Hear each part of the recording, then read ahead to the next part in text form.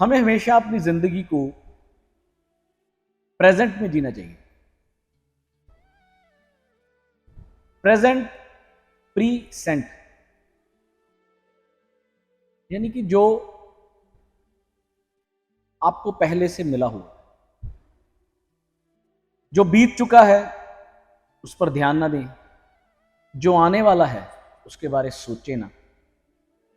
अगर हम जिंदगी को, इन लम्हों को जो गुजर रहे हैं, जो बीत रहे हैं, उसी में जिए, तो इससे बेहतर और हसीन जिंदगी कभी ना हो। इसी विषय पर हम एक बात करते हैं। कहानी है, एक राजा था। उस राजा की एक आदत थी कि वो रात को अपने पूरे राज्य का चक्कर जरूर लगाया करता, दौरा करता था, ताकि वो अपनी प्रजा को, सबको देख सके कि वहां पर सब ठीक ठाक है, सब कुशल है, कोई किसी को परेशानी तो नहीं। तो वो खुद अपने राज्य में चक्कर लगा।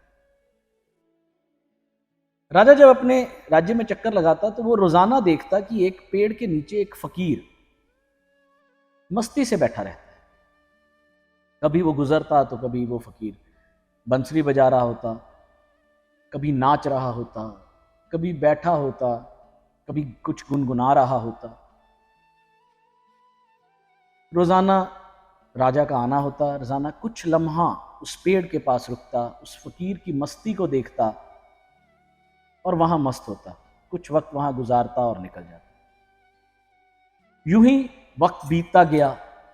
काफी वक्त बीता तो राजा का लगाव उस फकीर की उस मस्ती में ज्यादा होने लगा।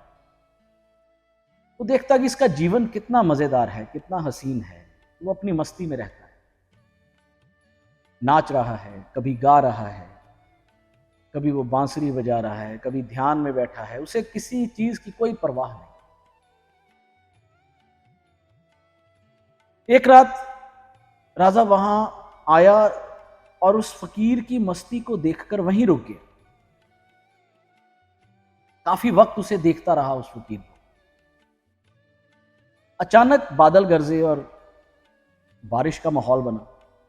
राजा के ख्याल में आया कि अब मौसम बरसात का आने वाला है, तो ये फकीर इस पेड़ के नीचे कैसे दिन बिताएगा। मैं इससे बात करता हूं और कहता हूं कि ये यहां से चले, मेरे महल में रहे। राजा गया उस फकीर के पास, उनसे कहा, हे गुरुजी, आप इस बरसात के मौसम में इस पेड़ के नीचे कैसे रहेंगे? आप मेरे साथ मेरे महल में चलिए, ये मौसम आप वहां पर व्यतीत कर लीजिए। उस फकीर ने झट से अपना झोला उठाया और कहा, चलो। कहीं ना कहीं राजा के मन में आया कि मैंने कुछ गलत तो नहीं कर दिया, कहीं कोई जल्दी तो नहीं कर दी।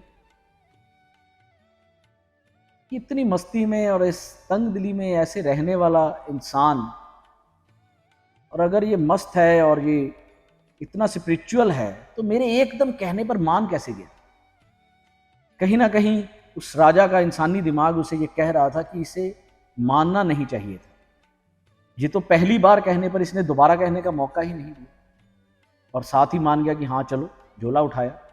अभी राजा सोच ही रहा था कि वो फकीर राजा के घोड़े पर जा बैठा। अब राजा और परेशान कि शायद मैंने जल्दी कर दी, गलत इंसान के बारे में मैं एक अच्छी राय बनाकर बैठ गया, ये इंसान गलत है।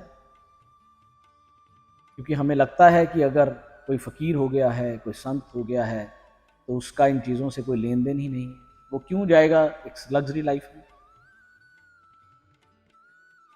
अब राजा कभी पैदल ना चला और संत बैठ गया उसके घोड़े पर। उसे घोड़े की लगाम पकड़कर महल तक पैदल जाना पड़ा। वो उस फकीर को लेके पहुंचा अपने महल में। एक अच्छे कक्ष की व्यवस्था की गई, बड़ा अच्छा रहने के लिए पूरा माहौल दिया गया, दास दासियां दी गए, खाना अच्छा तैयार हुआ। तो राजा रोज उसे देखता, उस संत। वहां भी उस फकीर का वही काम, कभी वो नाच रहा होता, कभी वो गा रहा होता, कभी कुछ खा रहा होता तो कभी सो जाता। मस्ती उसी रूटीन में चलती रही, वैसे ही मस्त।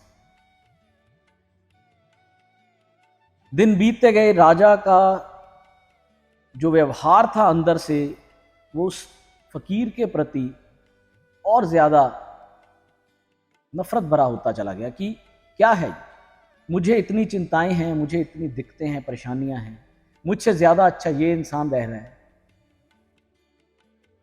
मजे से सो जाता है, मजे से उठ के खाने लगता है, मुझसे ज्यादा दास दासियां इसकी सेवा कर रहे हैं, इसे कोई राज की चिंता नहीं, कोई पाठ की चिंता नहीं, कोई लड़ाई झगड़े की चिंता नहीं, कोई किसी का निपटारा नहीं, किसी को संभालना नहीं, इसकी जिंदगी तो बड़ी मजे से गुजर रही है। तो राजा उस फकीर के पास आया तो उसने कहा कि आप से एक बात करना चाहता हूं। कहा हाँ बोलो। उसने कहा कि आप वहां भी ऐसे थे, यहां भी ऐसे हैं। फकीर समझ गया, उससे आगे राजा को बोलने का मौका ना दिया। उन्होंने कहा कि राजा, हम इस बात के बारे में सुबह बात करेंगे, पर वहीं जाकर बात करेंगे जहां से तुम मुझे लाए। सुबह का वक्त हुआ, राजा जल्दी उठा क्योंकि उसके माइंड में क्यूरियोसिटी थी कि क्या जवाब मिलने वाला है मुझे। फटाफट से फकीर के पास पहुंचा। फकीर अपना झोला कंधे पे डाले तैयार, फिर से जैसे पहले तैयार हुआ वैसे महल से जाने के लिए भी तैयार। उठा, राजा के साथ उस जगह पे वापस पहुंचा। जैसे ही पहुंचा, रास्ता भर कोई बात नहीं। राजा ने कहा बीच में कि हाँ अब यहां कुछ बताइए। उसने कहा नहीं, अभी आगे चलो। जब अपनी मंजिल पर पहुंच गए तो उसने कहा कि हे राजन, तुम्हारे मन में मेरे प्रति यह भावना तभी आ गई थी जब तुम्हारे कहने पर मैंने झोला उठा लिया। उससे ज्यादा कड़वी भावना तब आई जब मैं तुम्हारे घोड़े पर बैठ गया, और ये दिन प्रतिदिन बढ़ती चली गई। अगर तुम उसी वक्त मुझसे ये बात पूछ लेते कि आप एकदम से कैसे मान गए, तो मैं तुम्हें यह जवाब तभी दे देता जो मैं तुझे अब देने वाला। तुम्हें इतने दिन इस कठोर व्यवहार में ना बिताना पड़ता, अपने मन में इतनी कटुता नहीं रखनी पड़ती। व्यर्थ ही तुमने ऐसा किया। राजन ने कहा मैं अब भी नहीं समझ पाया। उस फकीर ने कहा कि वो ईश्वर, वो प्रभु जिस हाल में रखे उस हाल में मस्त रहो। आज का वक्त मिला है, जीवन मिला है, बस उसे जिए। मुझे यहां इस वृक्ष के नीचे भी वही सुख था जो तुम्हारे महल में था। मुझे वहां भी वही सुख था जो आज यहां वापस आकर है।